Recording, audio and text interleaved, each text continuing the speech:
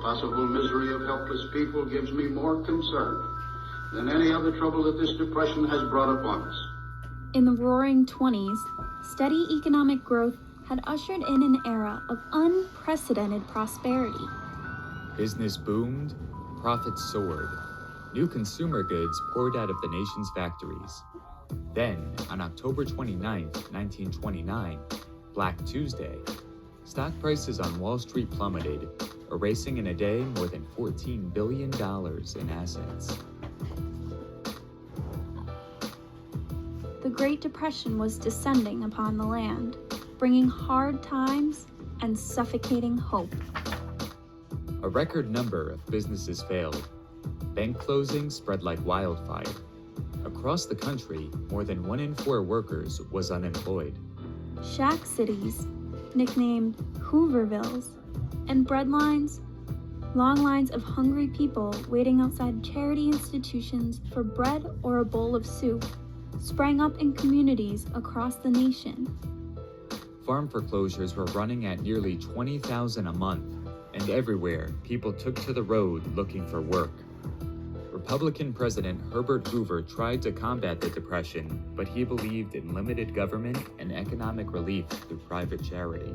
He was reluctant to fund massive public works projects and other stimulative measures.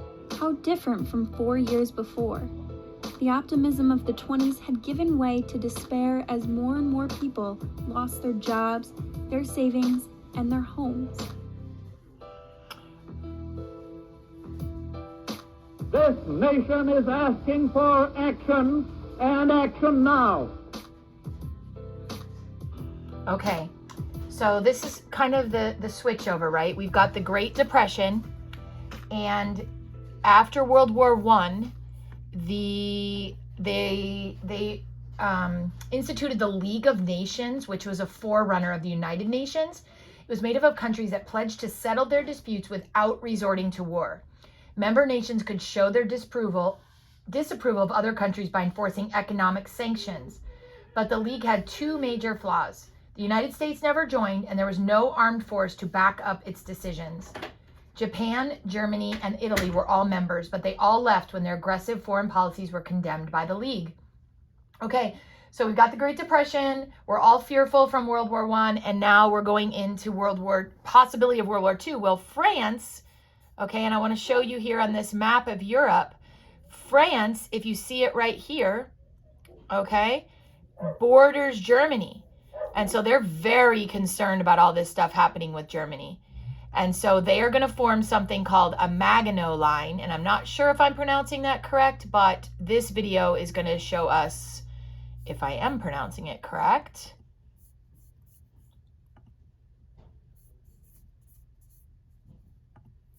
Hi, I'm Nicole Hockley from Sandy Hook Promise. I know this is hard to hear, but it's important.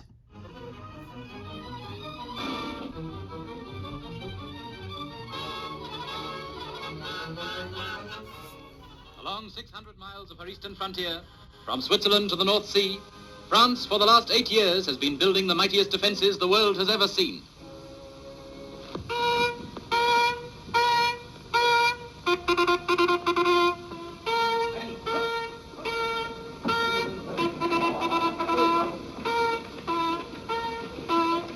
These men, called at dawn from their barracks behind the line near Metz, are heading for exercises inside the Maginot Line.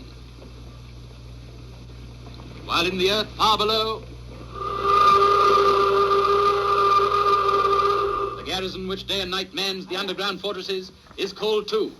The Maginot Line has been photographed before, but this is the first time that the newsreel cameras have been privileged to see actual troop exercises, a full rehearsal of what France would do if she were attacked from the east.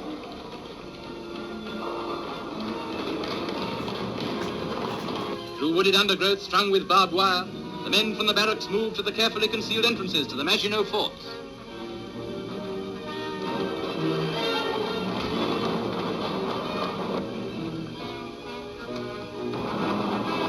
Down countless steps from one level to the next, then on electric trains through the underground catacombs to their battle stations.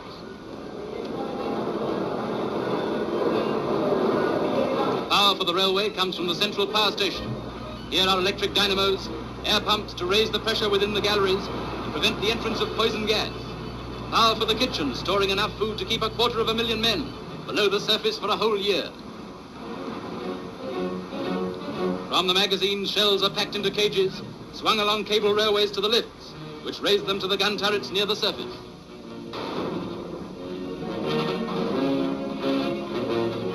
So France is doing all this to protect themselves from Germany. 250,000 men could live underground for a year. Inside the 250,000 bomb-proof men. turrets, men prepare for the order to commence firing the guns, which from the surface appear only as short muzzles protruding from a dome of steel and concrete. From the telephone exchange, the nerve center, orders are passed to the batteries, reports received from observers.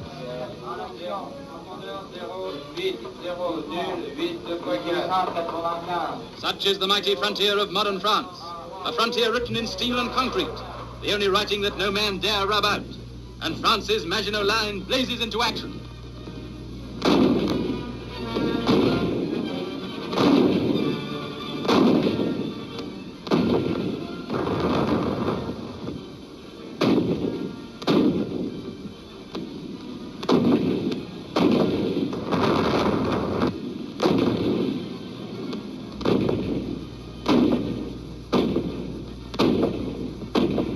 Okay, so that's what they did to form Therapy, that for me, came at a Maginot time Line. that was really... And all right, and so now though we're looking at, so the Nazis have come to power. It's 1933, and the British ambassador to Berlin, Sir Horace Rumbold, commented, "Many of us have a feeling that we are living in a country where fantastic hooligans and eccentrics have got the upper hand. Only the Soviet Union could rival their sinister lunacy." So we've got the Soviet Union with their communism, and then we've got the Nazis. But there was method in their madness. Hitler put his country back to work, and by 1939, Germany had become the most powerful nation in Europe. And once in power, the Nazis set about transforming their country into a reflection of their own crooked image. Radio, cinema, newspapers, magazines pumped out endless stream of Nazi propaganda saying how great they are. The Jews were the enemy of mankind.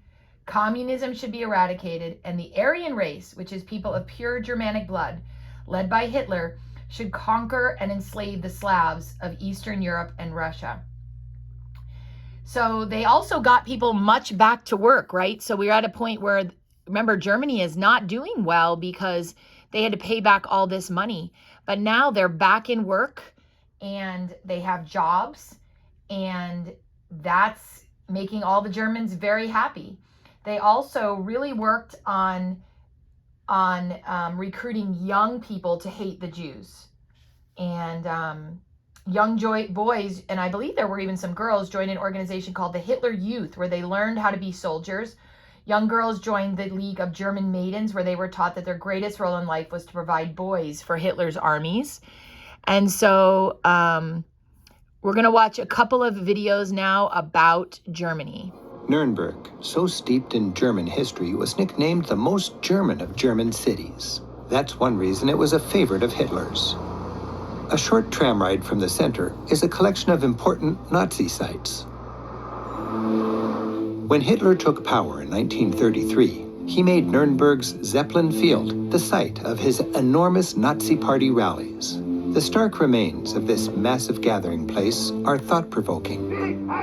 For several years, increasingly elaborate celebrations of Nazi culture, ideology, and power took place right here. Imagine Hitler stepping out of that door, overlooking the masses, 200,000 people being lined up.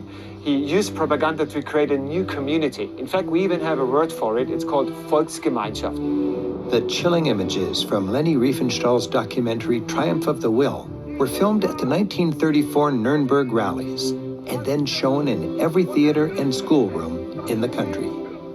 The goal? To bring a visual celebration of the power of the Nazi state to every person in Germany. Looming over a now peaceful lake is another remnant of the dictator's megalomania, his huge yet unfinished Nazi Congress Hall. Hitler was enamored with the Roman Colosseum. He had his Congress Hall modeled on that, but built much bigger. Imagine 50,000 leading Nazis in here, 1/3 higher, covered by a roof, a window inside the ceiling, sunshine would have fallen down to the podium, once a year, one speech of Adolf Hitler. Adolf Hitler liked huge buildings. He was a big fan of the architectural style named neoclassicism.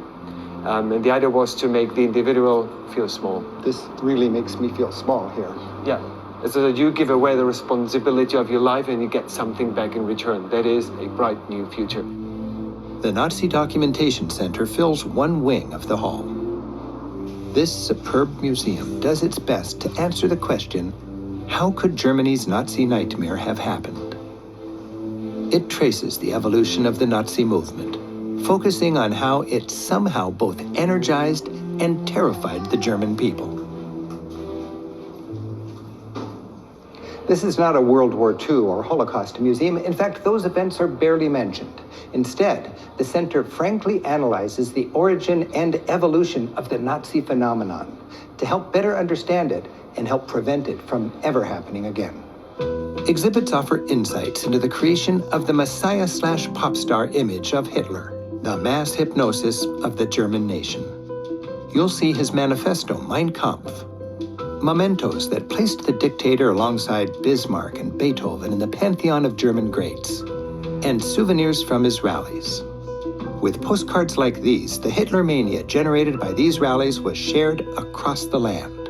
Of course, Hitler's promises were trumped up and led not to glory, but to war, the Holocaust, and the devastation of Germany. The challenges of building and maintaining a peaceful future are ongoing. Incorporated into these museums are classrooms like this. Why is that? Because every student, military, policeman should learn from our difficult history. So this really is today part of German education. Yeah, it finally arrived in our education system. Okay, and so we're now going to go to Nazi education. Look how the Nazis controlled education during this time.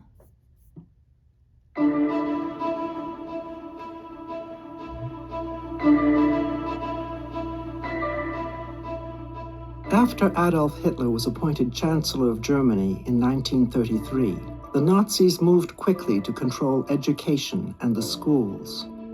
They recognized that a new generation of supporters would be critical to their success.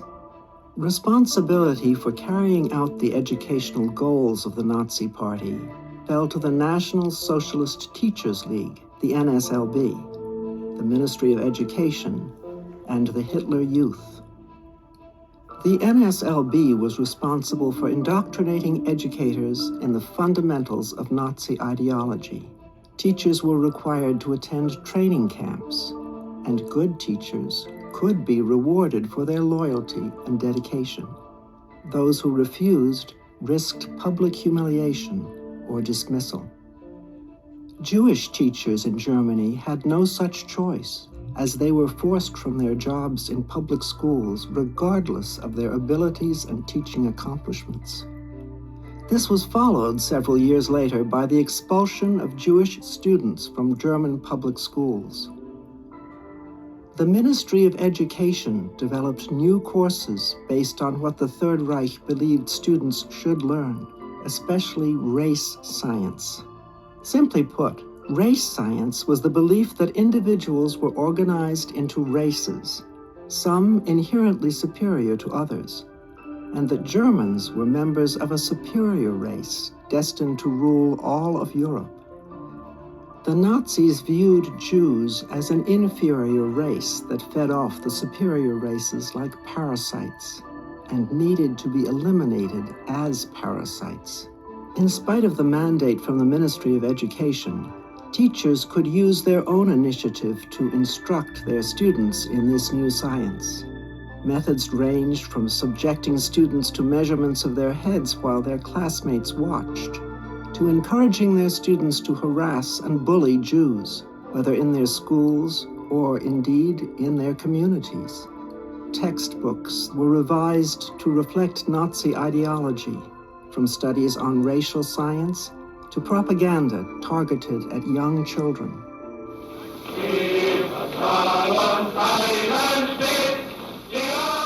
The Nazis also relied on the Hitler Youth to indoctrinate a new generation. I begin with the young, said Adolf Hitler. With them, I can make a new world.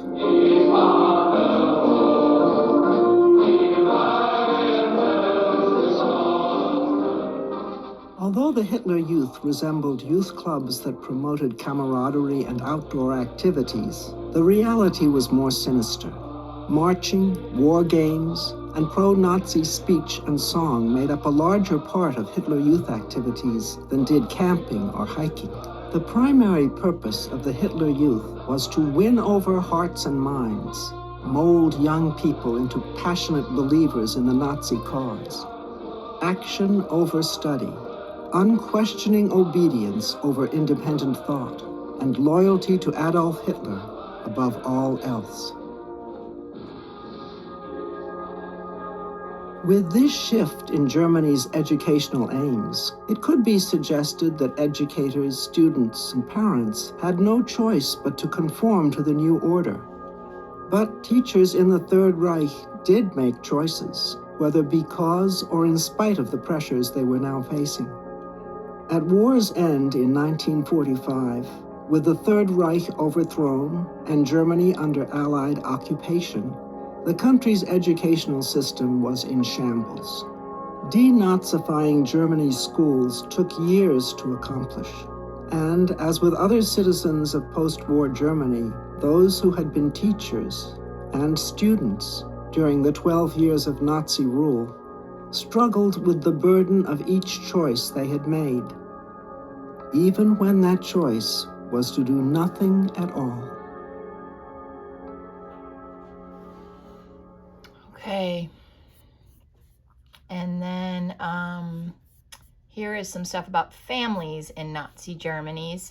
You're going to see a collection of real items from World War II organized into 8 sections. And you're going to get to hear some video, and then there's going to be a quiz at the end. Okay? So you're going to do this on your own. And so you're going to get to go into this one first, right? So use the button, zoom in on images. Okay, and so here's where you go. And then you can listen to it or read it. So if you want to, you can listen to this. Propaganda is information. And then you explore. And you can go into the different things that they used and explore that. And then I believe at the end of each one, I believe there's a quiz. Let me see how this works. So you can go, let's see where the quiz was. Okay, so that was, okay, you go back to scenarios, back to home, start, how did I end up? Families. Okay, well, go in here. I'll put this link up, see if you can move around a little bit and see some stuff. But also paying attention to, right, here's the Jews were persecuted, but also non-Jews were persecuted as well. Different people's group were persecuted by the Germans. It wasn't just Jews, but of course the Jews were the major people that were persecuted. And then there is a whole thing about the road to war and what happens. The 1930s were a dark and difficult decade, and as the world struggled to recover from the Depression, Japan, Italy, and Germany seized territory from other nations. The League of Nations, which remember was founded to prevent wars, made feeble protests, but the dictators grew bold. And so then I've got on my page here, and I'm going to show you this, a whole chart of each year. Right, I want to zip back onto this and let you see one of these Germany pictures of all the Nazis. That's incredible. But you can zoom in on all the years, okay, of when the war was, basically. So this is all going to start about 1931. We're going to get going, and then we're going to end here in 1939. And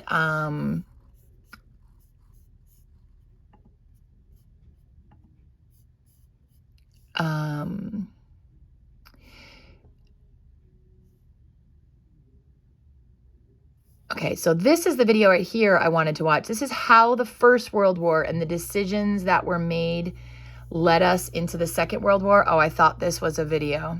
Okay, this is just more reading, so I'm not going to have you do that right now because we've been doing a lot of stuff on here. But there were some other things that had happened, right, on the road to war. There was a Spanish Civil War. Japan invaded China, and then Germany enters Austria. So I can show you some footage here real quick of Japan invading China. Health.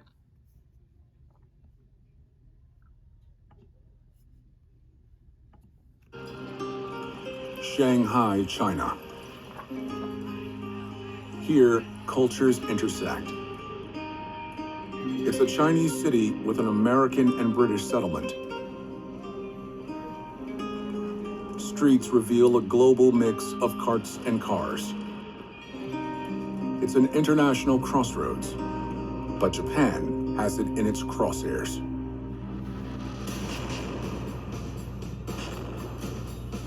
In 1937, they invade. Their own film shows parts of Shanghai crumbling in a heap. Japan seizes the Chinese portion, surrounding the Westerners. Then Japan storms another city. They overwhelm Chinese forces within days, then massacre up to 300,000 citizens. It becomes known as the Rape of Nanking.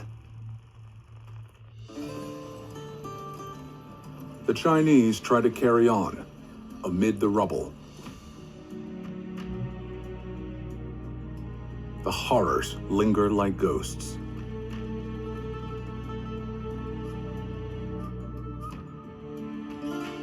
On this pockmarked building, the invaders flaunt their flag like a brand. Japanese soldiers signal a new imperial presence. America wonders if Japan's ambition ends here or extends to one of its own territories nearby.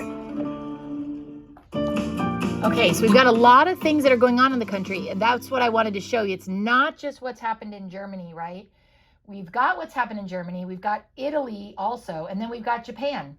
So we've got these various areas of things that are happening, and then here is a British newsreel of the Germans entering Austria. Since the Treaty of Versailles was signed in 1919, there have been only a few really momentous days in the history of Europe. Mussolini marching on Rome, Stalin launching his first 5-year plan, Hitler breaking the bonds of Versailles one by one. Today comes another such mighty moment, as Hitler's bond bursting finally carries Nazi expansion across the borders of Germany into the land of his birth.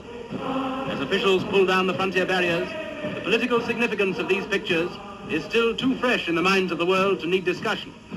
So without comment, we present the story of Germany's march into Austria, across the bridge over the river Salza into Salzburg.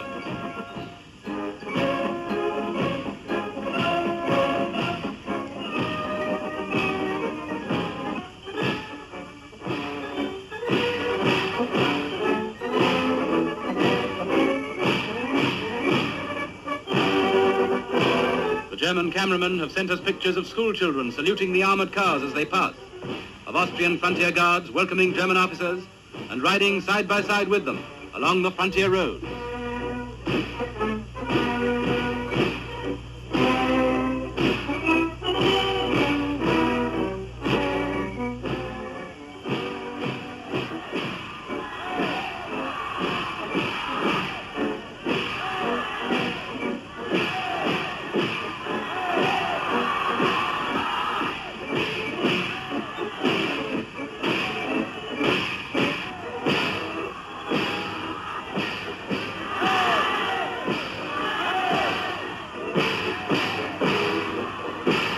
Along a dozen roads, the Iron Cross and the Eagle wave in the breeze.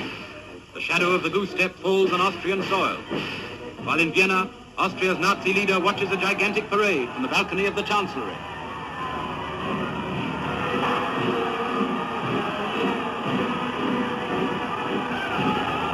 And in Grasse, Hitler himself drives into the city.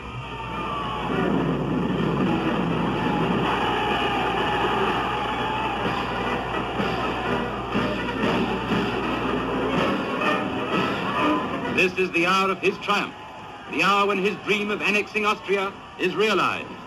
Whether that realization will become a calamity or not depends only on him. Okay, so those were pages 128 to 133. And just as a reminder, the League of Nations did not work. Okay, the United States wasn't in it. They had no armed forces, so that fell apart. The Nazis believed that Jews and communism should be destroyed and Aryan people are superior. All right, and let me get off of this for you. Hitler solved Germany's unemployment problem by creating large government projects, replacing women employees with men, and armament factories for opportunities for employment. The Nazis, of course, gained the trust of children. We saw that with all of their school systems. And then the key factors that lead to war is Germany, Japan, and Italy are invading countries and conquering them. Those are the three things, okay? So I will put up that one link for you. Otherwise, you are good to go.